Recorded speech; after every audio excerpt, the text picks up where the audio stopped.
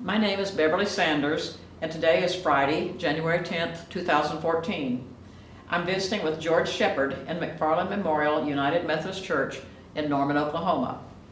This interview is for the historical records of McFarland United Methodist Church, as well as the Voices of Oklahoma United Methodism project of the Oklahoma Conference Oral History Research Program, which is coordinated through the Commission on Archives and History with the support of the Oklahoma United Methodist Historical Society. George, first of all, we surely do appreciate you taking time today to come down and visit with us. I know that you have a unique viewpoint on McFarland from your particular position that you held here, and have a lot of interesting things that you can tell us, I know. So would you just start by introducing yourself, telling us a little bit about your history of where you come from, your childhood, and your connection? My name is Beverly Sanders, and today is Friday, January 10th, 2014. I'm visiting with George Shepard in McFarland Memorial United Methodist Church in Norman, Oklahoma. This interview is for the historical records of McFarland United Methodist Church, as well as the Voices of Oklahoma United Methodism project of the Oklahoma Conference Oral History Research Program, which is coordinated through the Commission on Archives and History with the support of the Oklahoma United Methodist Historical Society. George, I want to say that we certainly do appreciate your coming, taking time out of your day to come down here and visit with us. And I know that you have a lot of unique chances to have been in on some of the history of McFarland here recently. So I would like to give you a chance to tell us about some of those things. But let's start by having you introduce yourself and give us a little bit of your own personal history and your connection with McFarland. Thanks, Beverly. So I am George Shepard. I'm an ordained deacon in the Oklahoma Conference. I was consecrated as a lay worker in 1974 in the Louisiana Conference.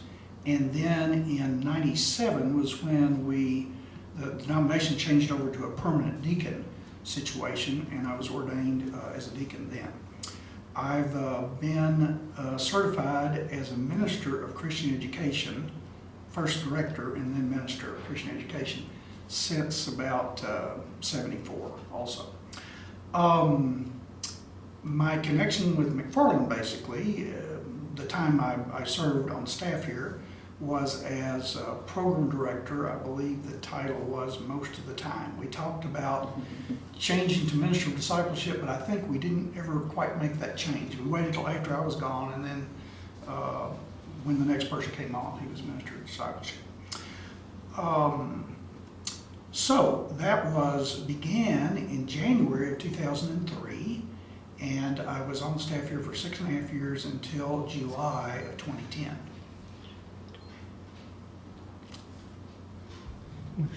I was just going to ask Jerry to close the door in case any noise comes along. So a little about, I think you asked a little bit about my family and personal. I was born in Arkansas, Pine Bluff, Arkansas, in November of '46. And my parents had a florist there, and my family still does. But they started business the same year I was born. So it's been going now for 67 years, which is a long time for a small business. Mm-hmm. And I still enjoy getting over. Often I will work a week or so around Christmas just to, sometimes I'll go for Valentine's and big holidays when there's a lot of extra work to do. I had one brother and one sister, and I'm the oldest. Mm-hmm. I graduated from high school in Pine Bluff, was in the band, played clarinet. I was a drum major in junior high, so that was one of my interests. And I was always in church choirs. The youth sang with the adult choir in my home church. So by the time I was in about 7th grade, I was always in the tenor section. I went to undergraduate at Hendrix College, which is a United Methodist College in Conway, Arkansas. And that's where I met my wife, Sandra.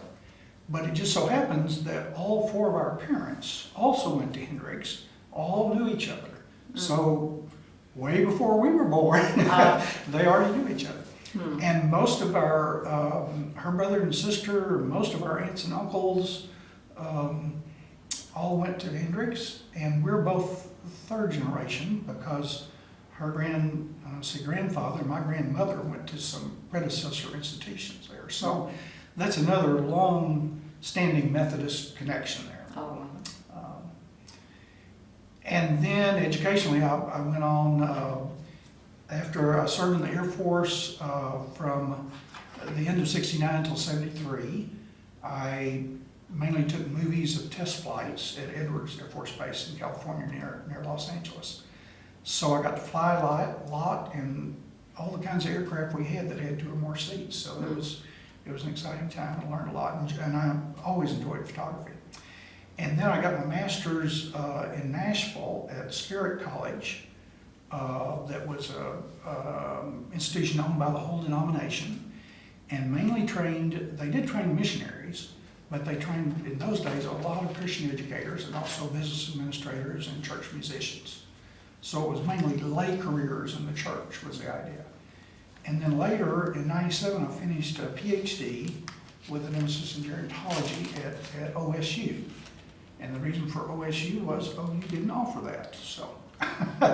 So it took me 7 years of doing that part-time on my days off. I was working full-time at the church all those times. I think that's plenty on that question. okay.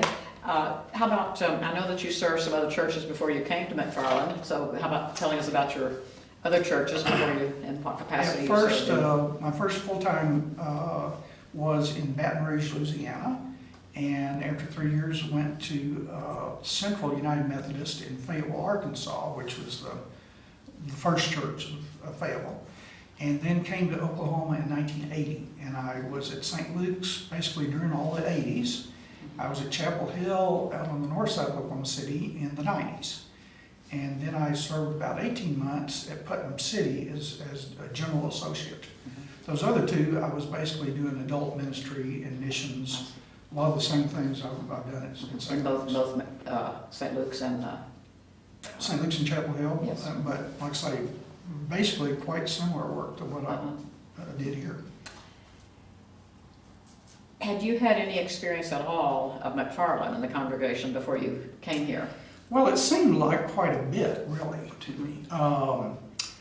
For one thing, since I was in South District all during the 80s, we used to do a lot of teacher training and things here because it was, well, one of the important churches in the district, along with St. Luke's. So I worked with Kathy Mash in planning a number of those, and often I would be down here leading sessions and things.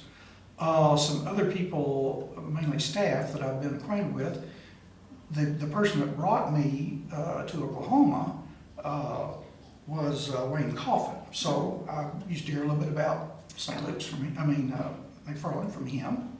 I also knew Polly Sandlin, and one time we went to a national training for older adult ministry together. I think I found out somebody else from Oklahoma was coming, so we got our flight together and traveled together, and that was a good thing. I also had known Mike Nicholson a little bit and involved in some things with him. And earlier I'd known Dick and Jane Smith when they were around the conference. So it was mainly through some of the staff, but also being here for some of those Sunday school training things. When you, first of all, did you say what year you came to? Yeah, 2003. 2003. And do you remember anything about your interview and your acceptance for the position? I don't remember very much about the interview. I remember some of the people who were How did you find out the But job was one available? thing, well, it was posted, I think maybe just on the conference website, but one of the standard ways, you know. And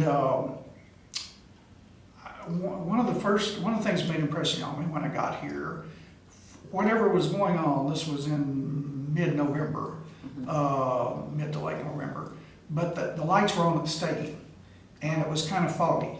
So parking in the parking lot and seeing all that light, I said, oh, wow. course, I'd been to Norman a number of times for different things, but that was kind of an interesting thing.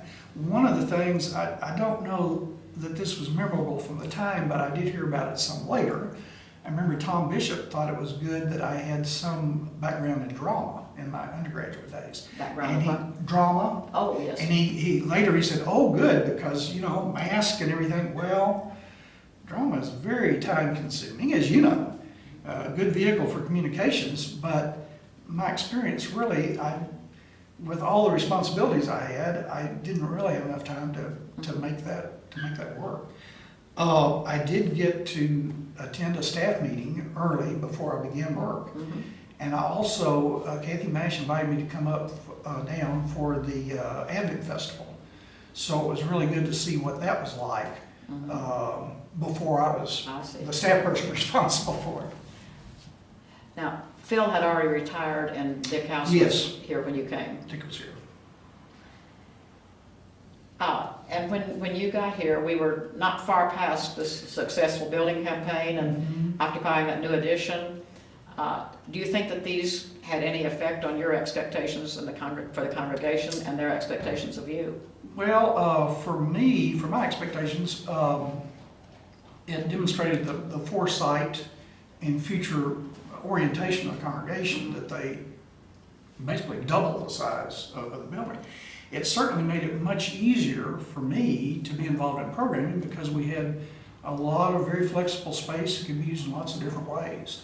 And I always wondered, how did the church ever get by before this? And I know they used to have Thanksgiving dinner 2 nights in a row and several big things like that. But so it really did make it easy. As far as expectations, I suppose the congregation expected some new and different and expanded ministries as the building had expanded. And hopefully we were able to do a good bit of that.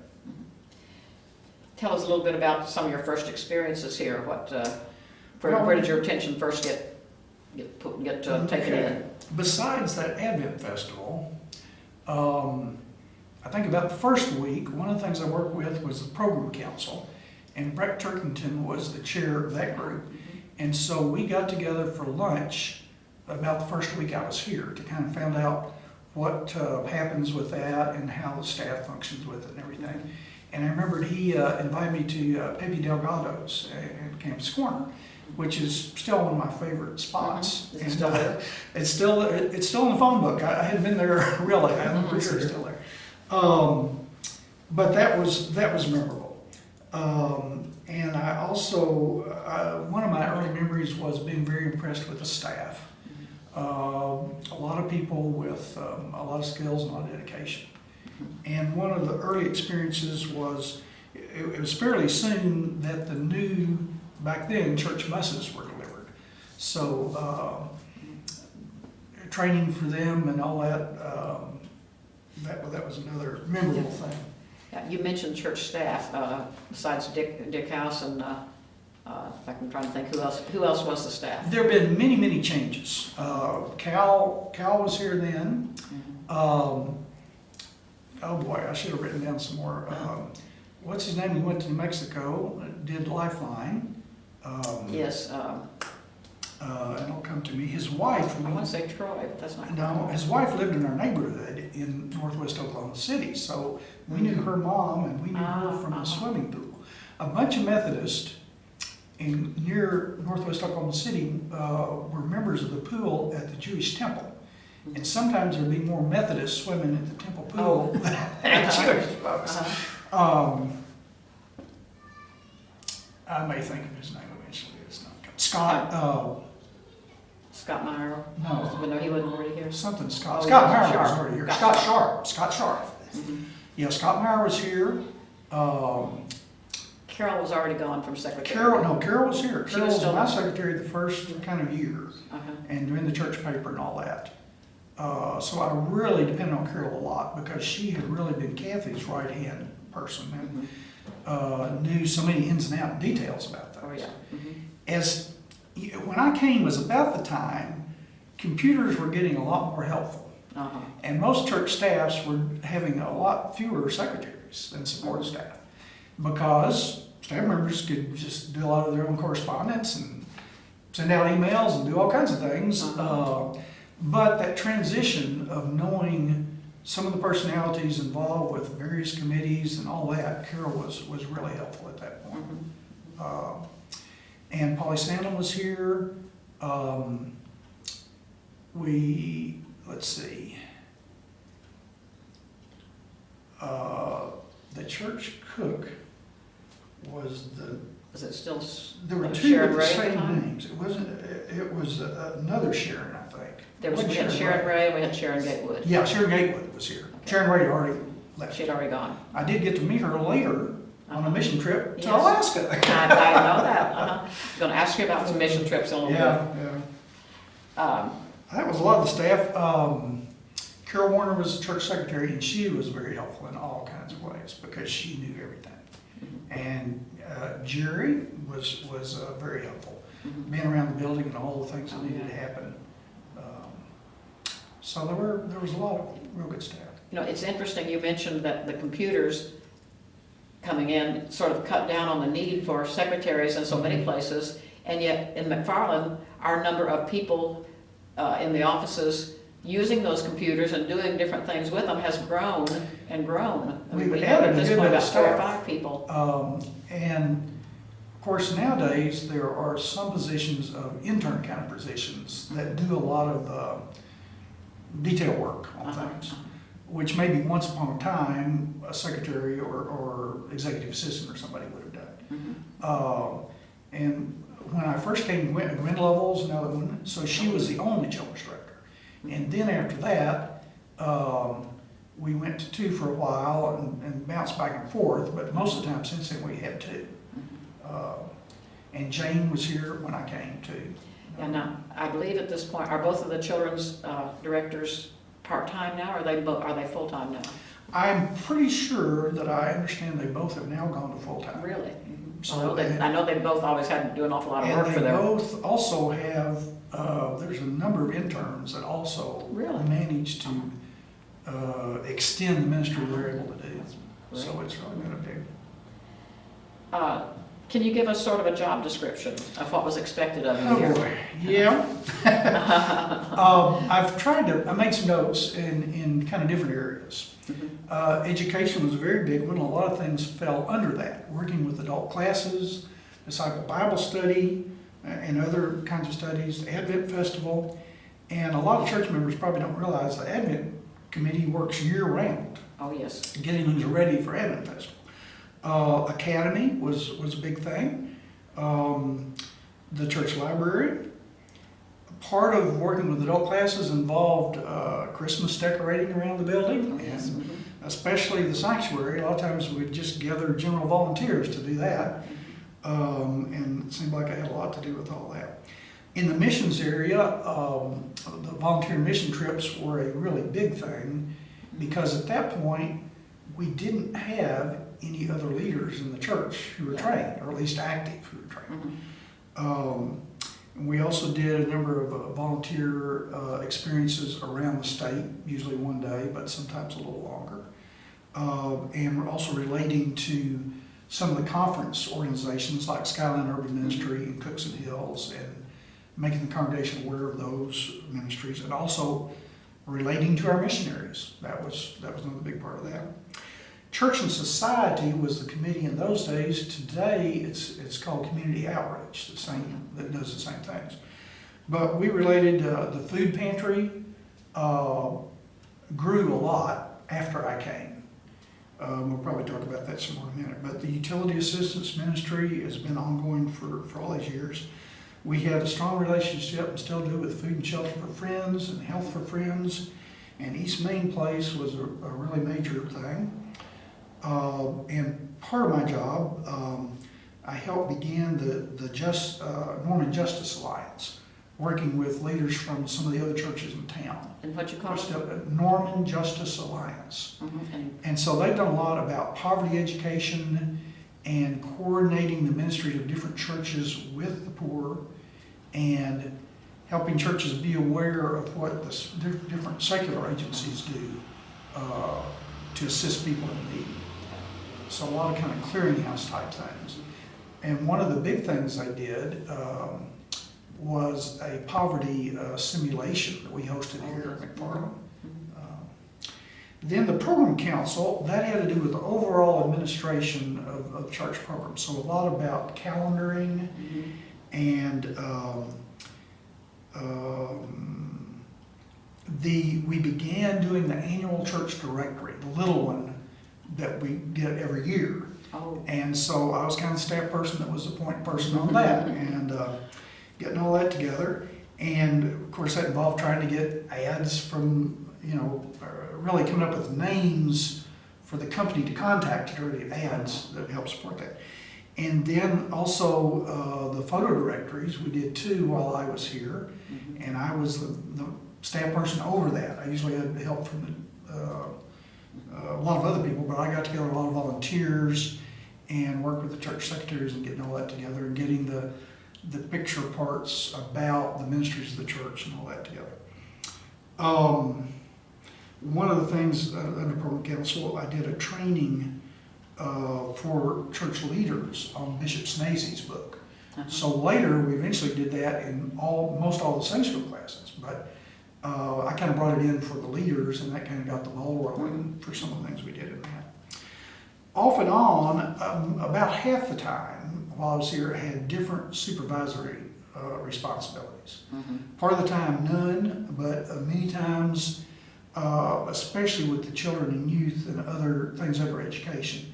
And a lot of that had to do with support of what they were doing and encouraging them, which I always found satisfying. But it included helping hire, interview some of the people. Beth Carter is one of the ones I remember interviewing, and also Carolyn Schreiner, since I had a lot of experience with older adults.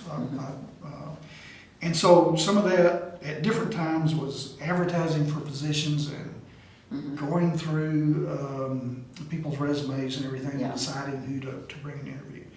And of course, eventually the staff parish would interview them, but often some of us in the staff and some of the lay people involved in the various ministries would do some interviewing. Family ministries was a big thing for about 2/3 of the time that I was here. So things like family camp and congregational meals like Thanksgiving dinner and so on. And a big part was publicizing all these things. So when I first came, we had a church newsletter weekly. So that was a lot of, some weeks it felt like about half of the copy was things I wrote because of all the different programs and all the different areas I worked with. And then we had a newsletter for adult classes to kind of supplement everything else. So they had announcements kind of in a coordinated fashion. And of course there were bulletin announcements about all kinds of different ministries. And eventually we had the email blast that went out all the time.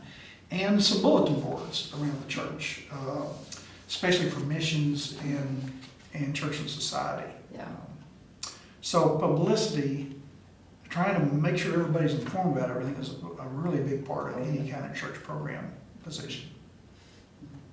I don't think you mentioned your disciple studies at all. Well, I meant to under education, but that was definitely a big thing. A disciple Bible study and other studies for adults. We had several others going on. And I did lead some of those, and I was able to get some new leaders in place for some of them, and then work with some continuing leaders that had been here for quite a while.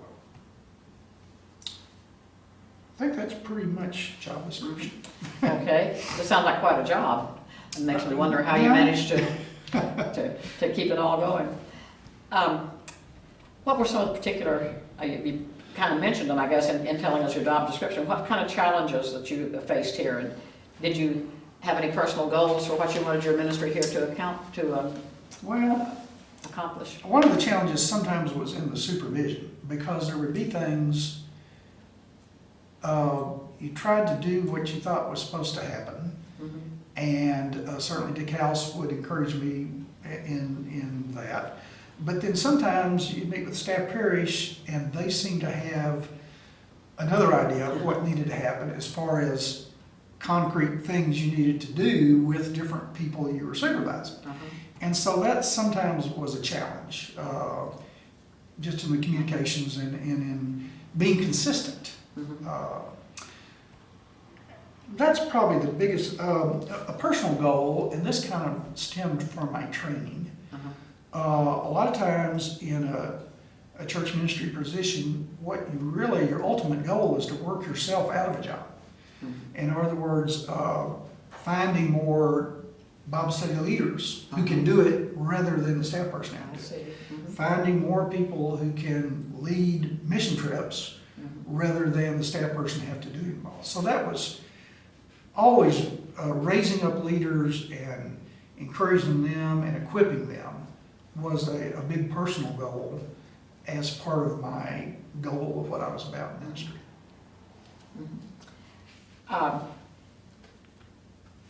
What would you say was the most rewarding part of your ministry?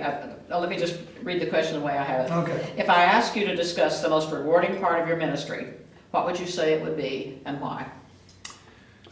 Well, the notes I made about that, I kind of forgot what the question was, so let me try to do. I think I know what I wanted you to answer here. Well, let's see if you do. Well, there's many different rewarding parts, so it's really difficult. Probably the mission trips were. That's what I was thinking you'd say. The major ones. We had the church had done some trips in past years, but hadn't been able to keep that up. There was one the year before I came to Mexico. But one of the goals for my position was to try to have a major trip every year. And we did achieve that. And one of the satisfying parts, we started somewhat trying to do some repeat missions. So, for instance, we went to Guatemala twice, worked with the same people down there. We went to Czech Republic twice and worked at the same church. And that philosophy now, and especially in the Haiti missions, is something that Linda is really emphasizing, that we be able to see a progression and an ongoing relationship with people. And so we kind of try to start that. You mentioned Alaska. The reason that was satisfying, we went to Alaska twice, but one was a church camp and another was at a church, so it wasn't the same place. Kind of, not exactly. One reason we did Alaska, there's some people that will go to some place in the States before they'll go to a third world country. Or even before they go to Czech Republic, which was not third world. But people, if there's a language barrier, a lot of things you don't know what it's going to be like, it can be more threatening for some people. Some of the strengths of those foreign mission trips, or including Alaska, you almost always find people get out of their comfort zone. And so they really depend on each other and they depend on God. And I think for almost everybody, it's a spiritual growth experience. But most of those people come back a lot more dedicated to working in Norman with various kinds of needs and being involved in the church in lots of ways. So there's a lot of real significant payoffs and all that. Some of the other rewarding things were hosting some of the international folks, and I include the missionaries in that, especially like the Columbus. And we had a couple that we knew from Kenya that the conference had sponsored in years past, and they came, and we had them speak to the congregation at a joint time of Sunday school classes and so on. The Disciple Bible Study was certainly a very fulfilling and rewarding time. And somewhat related as a rewarding thing that wouldn't have happened without the position was a time I served as president for our national professional organization, Christian Educators Fellowship. And by the time I got to McFarland, I think that was in the past, but since I was a past president, I still was on some committees and did some things. And that carries over. For instance, when the staff attended a general conference for a couple of days in Fort Worth, just to kind of see what that was like. And when the McFarland Choir went to general conference 2 years ago, this last time, there were a number of people from other states that I knew because of a lot of that involved. and also our vacation home in North Carolina that's right by Lake Junaluska. It's a big retreat center in the southeastern part of the U.S. There are many different United Methodist personalities that show up there, and several that I know, and several that have retired to that area. So there's a lot of satisfactions from that, knowing awareness of the broader church. And if I had not been involved in church ministry, that would never have happened.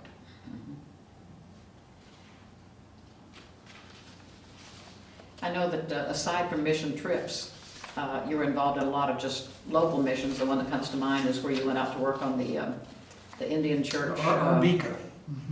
Arbika. Arbika. Why don't you tell a little bit about that? That was an interesting time. I had been out there in the 90s one time for another project at the same church, so I was aware of where it was and everything. When we talked to the volunteer mission office in the conference office about who had some needs as far as Indian missionary churches, this one was one that was brought up as something that would be somewhat of an ongoing project. And I think it ended up being more of an ongoing project than we initially thought it might be. We went out on a fact-finding time. They had what they call a tabernacle, which is really an open-air worship and meeting kind of setting. So it had concrete floor and sort of big wooden pews you could move around, but it had a roof over it. Well, the roof was in really bad shape. The shingles were, some of them non-existent, and a lot of the wood was rotting out. And so probably, if it hadn't been for Howard Zimmerman, probably never the project would have happened. And Andrea Rudy was missions chair at the time, and so she has some Muscogee Creek roots. We got acquainted with some of the leaders from the church, and when we go and work, they would always have a meal for us, and sometimes some of the children related to the congregation would be there. So that was a meaningful time. And one time we went on a Sunday and worshiped with them. So I think, all told, some of us probably went about 5 different times, because after we kind of heard from them what they wanted done, then we went and took a lot of measurements and decided what materials we needed. And they basically had some needing money for the materials, but we were supplying all the labor, pretty much is what it amounted to. And one day we were there after an ice storm, and really what we did that time pretty much was get ice off the ramp. There's about 4 steps at the front to get in the sanctuary, pretty old building. But there's a 25-foot long ramp. I mean, a really long ramp. So it wasn't too steep to roll a wheelchair on. But that thing has so much ice on it. And then the front steps, we were getting some ice off them too. So there were a number of things that developed from all that beyond what we initially thought. And that was just one. We did some tornado cleanup, some other things around the state from time to time. Did you ever go to, while you were here, to Canyon Camp for the storm cleanup? I don't. Well, at least once I know that the ice storm just tore it all apart, but Yeah, I think some of us went one time. They usually would always have a beginning, before the camping season started, paint up, fix up. And I remember working on a cabin there one time, and I believe that's while we were here at McFarlin. It's hard to, some of those mission experiences run together with from times from other churches. I think you already told me what was the hardest part of the job for you, didn't you? Well, I have a couple more things under that, since it was a different question from the challenges question. Time management is always difficult, and as you said, there are a lot of different aspects to the position. So that's always, and I still tend to take on too much, probably. So if I would see something needed doing, I would try to get it done. And you try to delegate as much as you can, but that you can't always find somebody in timely fashion. So anyway, that's a lot of challenges. Yeah. How long were you in your position here? So I was here 6.5 years, Mhm. and one of You the left things in 2009? in the summer of 2010, actually. Okay. And so some of the challenge, or some of the, I felt like that we really needed more younger staff. And that was one reason I was comfortable in Really leading. needed more than one what? Some younger Oh. Mhm. people in some of the major positions on the staff.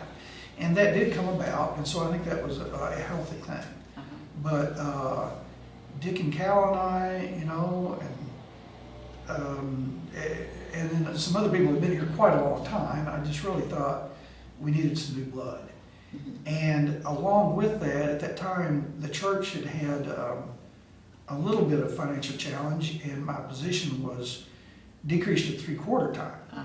But I was able to do some teaching at OCU, Mhm. and so that worked out really well, and things, a lot of people stepped up, and Dick and staff were very helpful in making sure that I only did 3/4, since that's what I was being paid for. Mhm. So other people took over various responsibilities, and that worked out very well, much better than I might have guessed. Mhm. McFarland has been really very fortunate that you and Sandra both have continued as really active members Mhm. since your retirement. So often it seems like when staff retire, they feel like that it's required of them to leave for a while and then maybe come back later. But we've been Yeah. really been nice that you all have just been able to stay right straight through. And how does having served in ministry, in your earlier ministry, how does that affect your present activities in McFarland? Well, we did take a little time away. Mhm. Not, I think Kathy was probably away a whole year, and I'm not sure about Phil before they came back. But we were gone a few months. At Yeah, I least. think you went to, To Sandra our- to our went place to in make North Carolina. cupcakes. Yeah. But unfortunately, and this often happens in the church, when I got back, there still wasn't a replacement yet. Uh-huh. But sometimes you worry in those situations that people will bombard you with all kinds of questions and Mhm. how did you do this and where is that? And really, people have been very understanding that Uh-huh. that has not been a problem. Mhm. As some things have worked out, some things I volunteer with, I now have some keys, which I didn't, when I first quit, I didn't have any keys for about 6 months. Uh-huh. So occasionally, I'll let somebody in somewhere, just like some other members do, who Uh-huh. have some keys, you know? Yeah. When you can't find a custodian, and you know somebody is Know somebody. supposed to be Uh-huh. doing what they're doing. And so because of my experience on staff, it's easier to know what some of the volunteer needs are and where I might enjoy plugging in. Mhm. I was part of United Methodist Men back before I retired, and I've sang in the choir almost the whole time that I've been around McFarland. So I've continued those things. And Sandra had worked some years with the children's Discovery Time and children's music things, and I ended up helping with that some. Mhm. And I know that also, she's filled in a couple of times when the children's director was. well, she was on the board for the Uh-huh. Children's Center, and then she ended up being a 10-week stint as interim director. Mhm. And she's been trying to, in the current situation, trying to assist a little bit with Christy, especially because she's knowledgeable about relations with the DHS and licensing Mhm. and a lot of those things. Mhm. And some of that's kind of needs to be updated, I see. redone. Uh-huh. I've, from time to time, been driving some church vehicles for people that I Mhm. once did because of the staff position and now as a volunteer. And do a fair amount with the pantry, help move the milk out that gets delivered to the kitchen, Mhm. move that out to Aldersgate House, and then Summer and I shop Mhm. and get some of the things that the pantry can't get from the food bank. And so every week we're shopping and delivering that stuff to the food bank, to the pantry and all. So there are a lot of it really has helped, and knowing some of the people, I'm also serve on the missions ministry team. And so the latest big thing is the mission store. And Sandra and I have been coordinating that with Mission store, I haven't heard about that. the missions market. Market. I'm Oh, sorry. okay. So we have the display case in the library. Oh, I see, yes. With handicrafts that some of the mission teams have brought back, and also some olive wood carving stuff from Israel. And then the coffee Oh, yes. project, which was one of the things we started while I was here, because there wasn't any fundraiser type activity for missions, and that really seemed like something that needed to happen. And so the Equal Exchange Fair Trade Coffee and Chocolate has been a good thing for us in that regard. And mainly, we're still trying to help the congregation be more aware of that, but it helps people, mainly helps with scholarships for people to be part of volunteer teams. But it also, of course, with the fair trade aspect, it helps farmers in third world countries that raise coffee or whatever to get a fair return on their labor and everything. So it's missional in lots of ways. I sent you these ahead of time, and obviously you thought about them and did a lot of thinking on it. So is there anything that in your notes or your thoughts you had that we haven't covered? We've covered an awful lot. It's hard to know. Some of the other involvement, again, because of being a deacon and having a position in the church, means that usually it's expected that you'll do some things in the district and in the conference. And I've always been involved at the conference level. I did the Conference Board of Education for, actually for 12 years. You're only supposed to do 8, but I was the state Christian educator president for a while, so that was kind of ex officio, and then I did that. Then I did we used to have a conference global ministries board that did missions, and I served on that for 8 years. And now that's been conglomerated into some other things. And right now, still in retirement, I'm a co-chair of the conference Older Adult Ministries Council. So we put on training and big events and different things conference-wide. So there's still, and sometimes it feels an awful lot like work, because it's meetings, it's publicity, it's writing articles, it's turning in forms to the conference. So it's And most everybody that retires, I think, says that sometimes they think they work harder after they retire than before. Yeah, but you always want to do it on your terms when you can, and be able to sleep in occasionally, and we're able to do that, really enjoying retirement. And I do feel very fortunate that the church, for the elders especially, there's really good at retirement. And I was very fortunate. There's a lot of churches that don't necessarily pay very well for education positions. Since I had my master's, and to a certain extent, since I was male, because females always seem to get the shorter end of the stick. But there was always, and because I served large churches, participating in the lay pension plan was always part of it. And so the church would put in a percentage and I would put in a percentage. But it meant that there's enough retirement there. And then after I was ordained in '97, then the new system took over.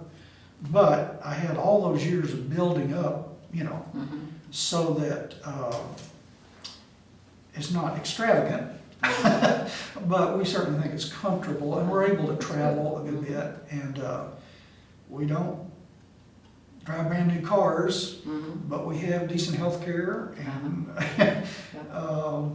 and we enjoy our nice home here in Norman, and eventually it's going to be paid for. They all get paid for sometime, I guess, eventually. Well, eventually, I think there's some people probably get Actually in sight. But for us, it's actually in sight, yeah. Had a question on the edge of my mind. We were talking about your travel. Do your traveling while you can. Well, Travel absolutely. as much as you can. Absolutely. And we do a lot of different kinds. We enjoy the international travel, but we do a lot of, we enjoy tent camping still. And I do an awful lot of hiking. And I've done some of the Appalachian Trail backpacking. Oh, yeah. So that's kind of a whole different animal too. And seen bear, a lot of, you get your water out of a stream and out of a spring usually and treat it.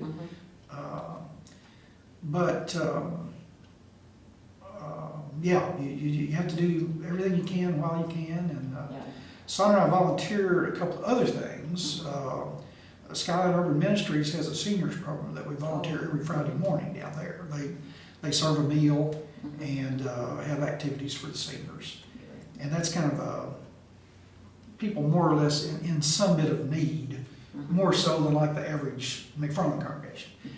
And then I also volunteer at the the Full Circle Adult Daycare. So I do weekly. I do a little men's group for them over there, and I'm gonna get Jerry to come sometime. There'd be something good he could do. But we so many times all week the men are with the women on everything that happens, all activities there. So this is the one time that it's kind of guy stuff. Last week we talked about building of the great cathedrals and Gothic architecture and the engineering aspect, what made that possible. And looked at pictures that we have from some of our travels. But we talk about a lot of Oklahoma history things. We talk about, sometimes we'll put together a model of a 57 Chevy and talk about old cars. But it's, most of these people have some memory deficits, a lot of them have Alzheimer's. So you try to key into something from their earlier days they might remember, either growing up or things about Will Rogers or movie stars or presidents from earlier days, something that they might remember a little bit. So that's another thing that uses some more time and takes some time to research and do those things too. Get ready for it. And I teach Sunday school some. The next 4 weeks I'm teaching in not my class, but another class. So that. What class are you in? We're in the upper room class, which we really enjoy. Been around for a long time. Some of the people are retired, but about half of them aren't. So that maybe keeps us a little younger. Classes have a way of starting out as young couples and ending up as being retired and grandchildren and great-grandchildren. There are a lot of the people that have been in various leadership in the church that are in the class, and Libby Waldenville on the staff right now. Who was that? Libby Waldenville. Oh, sure. And then we've had other staff members over time and chairs of different groups and things. So. And what is the class you're going to teach for 4 weeks? The Bible study class. I that haven't meets known about that. in 222. Yes. So that'll be an interesting. I see. Interesting. So, well, unless you think of something else we should talk about, I think we've covered all my initial thoughts and several besides. So, again. Well, one reason I threw in some of these other things like conference responsibilities, since this will be with conference archives, I thought that has some relevance there. Yes. And certainly the OCU relationship is significant. When back in the 80s, I think I said I was really certified as a director of Christian education. But then if you did a couple of extra courses, one on worship and one about Methodist history and polity, then you could change that to minister of Christian Ed. And so I took those 6 hours at OCU. And over the years went to many different lectures and things at OCU. And then finally, at the end of my career, I think I've taught about 30 hours total at OCU. Some of it was back in the late 90s and right after the turn of the century in some of the Christian education areas. But a lot of it was in the Bible. And that's what I did most recently was Bible, which I still use some of that when I teach Bible studies, essential classes. What will you be teaching these 4 weeks you're teaching the Bible study? This is about the history and geography and archaeology in the Holy Land. So it mainly will be PowerPoint with different pictures of different places. And Sandra and I went in, I think it was 94 or sometime like that.